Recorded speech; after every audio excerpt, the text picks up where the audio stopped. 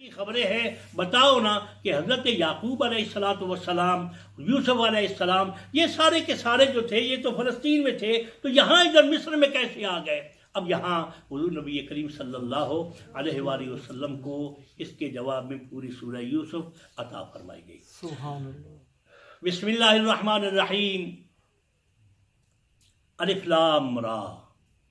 الف لام را، یہ آپ کے علم میں ہے کہ یہ حروف مقطعات ہیں۔ ان کے بارے میں تمام مسلمانوں کا عقیدہ یہی ہے کہ ان کا علم صرف اللہ کو ہے اور اللہ نے اپنے حبیب کو عطا فرمایا ہے۔ یعنی اس کا یہ مطلب نہیں ہے صرف اللہ کو ہے، اس نے کسی کو بھی نہیں بتایا، یہ بات نہیں ہے۔ اگر یہ ہو تو پھر اس کا مطلب یہ ہوا قرآن جس کے بارے میں اللہ فرماتے ہیں الرحمن علم القرآن خلق الانسان علمہ البیان، خدا فرماتا ہے ہم نے انسان کو قرآن دیا بھی اور بڑی ڈیٹیل کے ساتھ اس کو سکھایا بھی۔ تو یہ جب قرآن میں ہے تو خدا نے اس کو سکھایا ہی کوئی نہیں، حضور کو اس کا علم ہی کوئی نہیں، تو یہ بات چونکہ نہ علم میں آتی ہے اور نہ ہی عقیدے میں آتی ہے، اس لیے ہمارا عقیدہ یہ ہے مخلوق سے یہ راز کی باتیں چھپی ہے، پر دونوں رازداروں کی ایک دوسرے سے چھپی ہوئی نہیں ہے۔ اللہ نے اپنے حبیب کو بتا دیا ہے الف کیا ہے، لام کیا ہے، را کیا ہے۔ مفسرین کرام رحمہ اللہ نے اپنے طور پہ کچھ اس میں دلائل نکالے ہیں، الف سے مراد کیا ہے، لام سے مراد کیا ہے، را سے مراد کیا ہے۔ اگر پچھلی آپ کو یاد ہو تو اس میں میں کچھ عرض کر چکا ہوں۔ بہرحال مین بات یہ ہے کہ یہ راز کی باتیں ہیں۔ اب اس میں یہاں اگر آپ کی توجہ ہو، یہ جو ہے نا علم الاعداد، یہ ہم لکھتے ہیں بسم اللہ الرحمن الرحیم، اور بسم اللہ الرحمن الرحیم کی بجائے کبھی لکھتے ہیں 786، یعنی 786 لکھتے ہیں، 7 لکھتے ہیں، 8 لکھتے ہیں۔ تو یہ کس وجہ سے ہے؟ اس علم کو علم الاعداد کہتے ہیں جی، علم الابجد بھی اس کو کہتے ہیں جی۔ علم الاعداد، یہودیوں کو اس میں بہت بڑی مہارت حاصل تھی، وہ اس کو بہت زیادہ جانتے تھے اور بہت زیادہ اس کو استعمال کرتے تھے روحانی اعتبار سے۔ اب بھی یہودی کو جو پرانی کتابیں ہیں نا، ان میں پچھلے دنوں یہاں ایک دوست ہیں عمران صاحب، بہرحال اللہ تعالیٰ کو صحت عطا فرمائے، وہ کچھ بیمار ہیں، تو ان کے پاس ایک کتاب تھی، وہ میرے پاس لے آئے اسی طرح کی۔ تو عرض کرنے کا مطلب یہ ہے کہ وہ جب یہ نبی کریم صلی اللہ علیہ وآلہ وسلم نے پڑھا نا الف لام میم،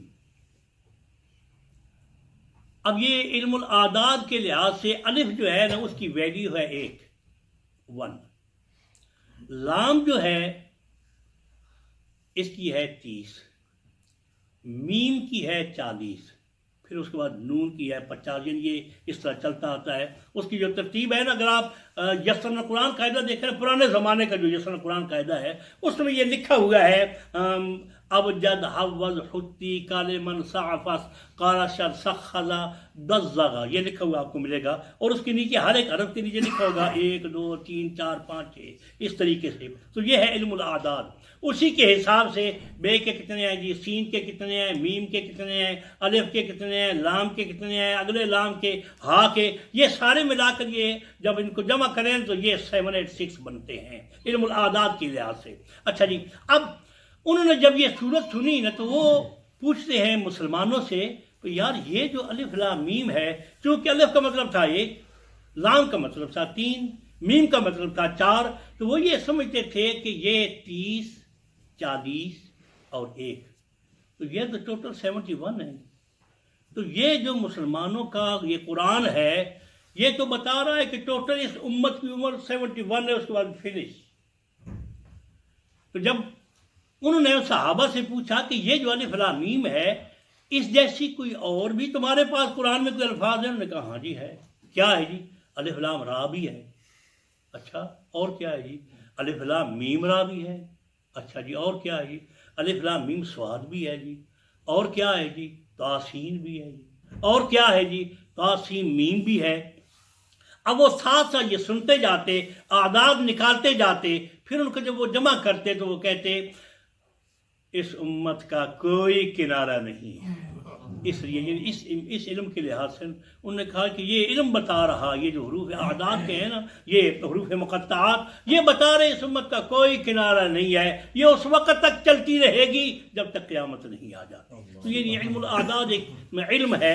الف لام را، یہ حروف مقطعات ہیں۔ تلک آیات الکتاب المبین، یہ کتاب ہے بیان والی، ڈیٹیل کے ساتھ وضاحت والی، یعنی قرآن مجید وہ فرقان حمید، ہم اس کے الفاظ پڑھتے ہیں، ترجمہ پڑھتے ہیں، لیکن اس کی وضاحت ڈیٹیل کیا ہے، یقیناً وہ سارے کی ساری اللہ نے اپنے محبوب نبی صلی اللہ علیہ وآلہ وسلم کو سکھائی ہے۔ اب مبین کا معنی کچھ ترجمہ کرنے والوں نے کیا ہے واضح، چمکتی ہوئی، روشن، یہ معنی بھی ٹھیک ہے، بیان کو کہتے ہیں۔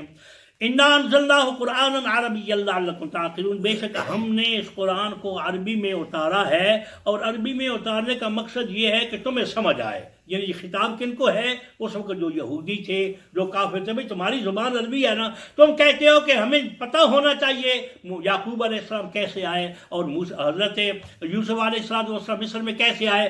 ہم نے قرآن کو عربی میں اس لیے یہ نازل کر کے تمہیں بتا رہے تاکہ تم سمجھ جاؤ کہ یعقوب علیہ السلام کا قصہ کیا ہے اور حضرت یوسف علیہ السلام کا قصہ کیا ہے۔ نحن نقص علیک احسن القصص، اے محبوب صلی اللہ علیہ وآلہ وسلم، ہم آپ کو بہترین قصے سنایا کرتے ہیں، جی بیان کرتے ہیں۔ نحن نقص علیک احسن القصص، حسین ترین قصہ، خوبصورت قصے ہم آپ کو بتاتے ہیں۔ بما اوحینا الیک ھذا القرآن، اس قرآن کے ذریعے جو ہم تمہیں وحی بھیجتے ہیں اس میں ہم تمہیں خوبصورت حسین ترین قصے بیان کرتے ہیں اے محبوب۔ اگلی بات، وَإِن كُنْتَ مِن قَبْلِهِ لَمِنَ الْغَافِلِينَ، اور اے محبوب صلی اللہ علیہ وآلہ وسلم اس سے پہلے آپ بے خبر تھے۔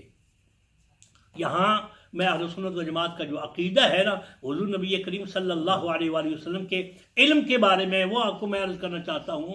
اہل سنت کا یہ عقیدہ نہیں ہے کہ نبی کریم صلی اللہ علیہ وآلہ وسلم پیدائشی طور پر یا نبوت کا اعلان فرمانے کے فوراً بعد کائنات کی ہر شے کا علم حضور کے پاس تھا، ایسا نہیں۔ اہل سنت کا عقیدہ کیا ہے کہ جب اللہ نے الیوم اکملت لکم دینکم واتممت علیکم نعمتی ورضیت لکم الاسلام دینا، آیت کریمہ نازل فرمائی، کائنات کا، زمین کا، آسمان کا، کہیں بھی کسی کائنات کا کوئی ایسا علم نہ تھا جو اللہ نے اپنے حبیب سے چھپا کے رکھا ہو، سب کچھ سکھا دیا تھا۔ یعنی یہ ہے ہمارا عقیدہ۔ نہیں جی اس وقت حضور کو یہ بھی پتہ نہ چلا، تم کہتے ہو یہ غیب جانتے ہیں، یہ بھی پتہ نہ چلا کہتے ہو غیب جانتے ہیں۔ بھائی ہم یہ کہتے ہیں جب اللہ نے اپنے حبیب کو سب کچھ سکھا دیا، پھر کائنات کی کوئی شے حضور کی نگاہ سے پوشیدہ نہیں رہی۔ یعنی ہمارا جو عقیدہ ہے اس کو ذہن میں رکھنا چاہیے۔ یعنی پرانی باتیں تو نہیں جی حضور کو یہ نہ پتہ چلا یہ کیوں ہو گیا، وہ کیوں ہوا، تو اس میں اللہ کریم نے ارشاد فرمایا محبوب ہم نے تمہیں بتایا ہے، ہم نے تمہیں سکھایا ہے تو تمہیں پتہ چل گیا۔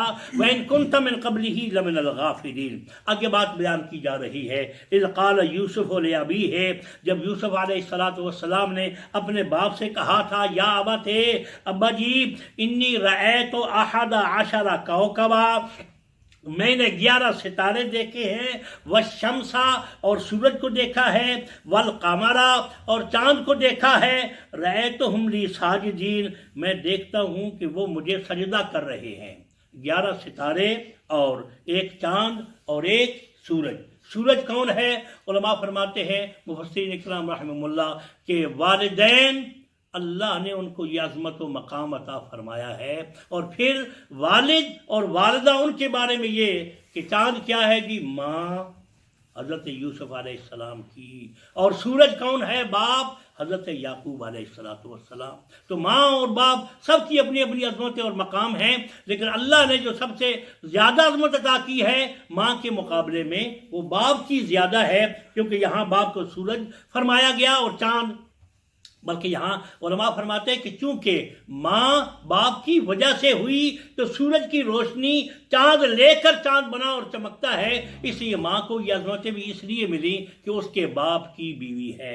تو فرماتے ہیں کہ میں دیکھتا ہوں، تو حضرت یعقوب علیہ السلام نے فرمایا قالا یا بنیا، اے میرے بیٹے، لا تقصص رؤیاک علی اخوتک، اپنے بھائیوں کو یہ خواب نہیں بتانا، फयकीदू लका कैदा, वो मकर करेंगे तेरे साथ, तुम्हें परेशान करेंगे। उनके सामने ये बात बयान न करना। इन्न शैताना लिल इंसान अदुव्वुम मुबीन। अब क्योंकि वो नबी के बेटे थे ना, सुभान अल्लाह, अल्लाह ने जब बात बयान की ना तो उनकी तरफ मंसूब नहीं होने दिया कि ये करतूत उनका था, याकूब अलैहिस्सलाम के जो बेटे थे ये उन्होंने किया था। अल्लाह क्या फरमा रहा है, शैतान अज़ली दुश्मन है इंसान का, तो वो जो कुछ कर रहे हैं उसमें उनका ज़ाती काम नहीं बल्कि शैतान सब कुछ उनसे करवा रहा है। इन शैतान लिल इंसान अदुव्वुम मुबीन, बेशक इंसान का दुश्मन है शैतान, बड़ा खुला डुला। वकज़ालिक यज्तबीका रब्बुका व युअल्लिमुका मिन तावीलिल अहादीस, और इसी तरह तुम्हारा रब। अब यहाँ कुछ लोगों को ये है कि जी याकूब अलैहिस्सलाम अपने बेटे यूसुफ अलैहिस्सलाम के गुम होने की वजह से रोते रहे, और अगर उनको पता होता मेरा बेटा कहाँ है, अगर उनको इल्म होता तो वहाँ जाकर उनसे मिल लेते, रोने की क्या ज़रूरत थी, उनको पता कोई नहीं था। ये जिन लोगों की वो नेचर में प्रीति छुपी होती है वो हर नबी से कोई ना कोई ऐब और नक्श निकालते हैं, सुभान अल्लाह। अब ज़रा गौर कीजिए क्या फरमा रहे, बेटा ये ख्वाब भाइयों को नहीं बताना, वो तुम्हारे साथ मकर करेंगे। अच्छा जी, ख्वाब उन्होंने बता बैठे, बच्चे थे, उम्र कितनी थी उस वक्त, हज़रत यूसुफ अलैहिस्सलाम की 12 साल, अब लड़कापन ही था, बता बैठे। तो फिर उसके बाद क्या हुआ जी, वाकई भाइयों ने जो कुछ किया वो कुएं में किसने डाला था। अब यहाँ बता ये दिया, सुन, कोई मुमकिन है कहे कि नहीं जी याकूब अलैहिस्सलाम को पता चल, फरमाया इसी तरह वकज़ालिक यज्तबीका रब्बुका, तेरा रब तुम्हें मुंतखब करके मुजतबा बनाएगा। यज्तबी का रब्बो का आगे क्या, व युअल्लिमुका मिन तावीलिल अहादीस। आज जिस तरह ये ख्वाब की कि बाद में क्या होगा, शैतान दुश्मनी करेगा, भाई तुम्हारे साथ मकर करेंगे, जिस तरह मुस्तकबिल और फ्यूचर की बातें अब मैं तुम्हें बता रहा हूँ, एक वक्त आएगा अल्लाह तुम्हें ये नहीं सिखाएगा, तू भी लोगों को बताया करेगा। यज्तबी का रब्बो का व युअल्लिमुका मिन तावीलिल अहादीस, ख्वाब की ताबीरों का इल्म अल्लाह तुम्हें भी सिखाएगा। अच्छा जी, अब ये बता रहे हैं अपने इल्म से, अगर वो ये गुमान होता नहीं जो मर गए हैं, इसका मतलब ये कि जो पहले उन्होंने बताया था वो उनका गलत था। नहीं, नबी सच बोलता है, झूठ नहीं बोलता। याकूब अलैहिस्सलाम नबी थे, फरमाते हैं वह युतिम्मु निअमतहु अलैका व अला आल याकूबा, और अपनी नेमतें तुम पर पूरी करेगा। ये नहीं कि बस गया तो गया, यानी इसमें वो इस चीज़ का इजाज़ा हो गया जो लोग कहते हैं नहीं याकूब अलैहिस्सलाम को पता क्यों नहीं चला, पूरे मुस्तकबिल में जो कुछ होने वाले बेटे के साथ वो सब कुछ बता रहे हैं। वह युतिम्मु निअमतहु अलैका व अला आल याकूबा, रब्बुल आलमीन जल्ल जलालुहु तुम पर अपनी नेमतों को पूरा करेगा, नेमतें कम नहीं, पूरी पूरी नेमतें तुम्हें अता करेगा, और तुम पर अकेले ही नहीं, वाला आल याकूबा, सुभान अल्लाह, यहाँ नाम अपना ले लिया। ये नहीं कहा कि मेरी औलाद, बल्कि वाला आल याकूबा, अपनी नेमतें तमाम करेगा तुझ पर भी और याकूब अलैहिस्सलाम की औलाद पर भी। कमा तम्महा अला अबवैका मिन क़ब्लु इब्राहीम व इसहाक, जिस तरीके से तुम्हारे बाप, यानी अब यहाँ एक लफ्ज़ है अबावैक, अब यहाँ एक होता है अबुन, ये बात आप ज़हन में रखें। अबुन होता है किसको कहते हैं जी, बाप को। एक होता है अरबी में अबुन बाप, और दूसरा होता है वालिद, अरबी में वालिद। वालिद वो होता है जिसके नुत्फे से बंदा पैदा हुआ हो, और अबुन जो होता है वो चच्चे को भी कहते हैं, कभी दादे को भी अबुन कहते हैं, कभी परदादे को भी अबुन कहते हैं। तो यहाँ रब्बुल आलमीन जल्ल जलालुहु ने हज़रत यूसुफ अलैहिस्सलाम को हज़रत याकूब अलैहिस्सलाम की निस्बत से ये बताया। तुम ज़हन में रखो, रब्बुल आलमीन जल्ल जलालुहु तुम्हें भी नवाजेंगे और हज़रत याकूब अलैहिस्सलाम की औलाद को भी इसी तरह नवाजेंगे, जिस तरह तुम्हारे बाप हज़रत इब्राहीम अलैहिस्सलाम को, क्या है इब्राहीम अलैहिस्सलाम, क्या है ये बाप है, यूसुफ अलैहिस्सलाम के दादा हैं। अच्छा जी, और इसहाक अलैहिस्सलाम दादा और हज़रत इब्राहीम अलैहिस्सलाम परदादा। तो जहाँ दोनों को क्या फरमाया, अबावैक। अब कुछ लोग जो है ना वो कुरान मजीद और फुरकान हमीद में ये अबुन का माना बाप लेकर कहते हैं जी, क्योंकि कुरान में आया है इब्राहीम अलैहिस्सलाम का जो अबुन था वो काफिर था, तो इब्राहीम अलैहिस्सलाम का बाप जो है वो काफिर था। अब यहाँ ये मैंने अर्ज कर दिया है कि अबुन का यहाँ माना क्या है, तो अल्लाह करीम ने वहाँ हज़रत इब्राहीम अलैहिस्सलाम के چچا جو تھا نا آزر، اس کو ابن کہا ہے، نہ کہ والد کو کہا ہے۔ والد کی کیا ہے جی؟ والد کے لیے تو ہمیں دعا سکھائی اور ہم سارے مسلمان وہی پڑھتے ہیں جی، کیا؟ رب جعلنی مقیم الصلاۃ ومن ذریتی ربنا وتقبل دعا ربنا اغفر لی ولوالدی، یا اللہ مجھے بخش دے اور میرے ماں باپ کو بخش دے۔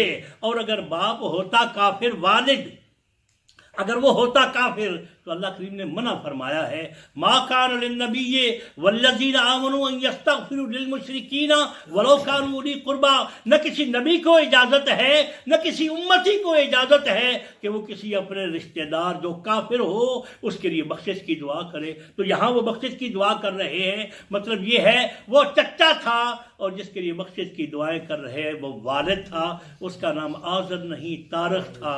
آگے فرمایا ان ربک علیم حکیم، اے میرے بیٹے بے شک تیرا رب حکمت والا ہے، دانائی والا ہے، علم والا ہے۔ اللہ تبارک و تعالی ہمیں قرآن مجید سیکھنے کی، اس کے مطابق عقائد کو درست کرنے کی توفیق عطا کرے۔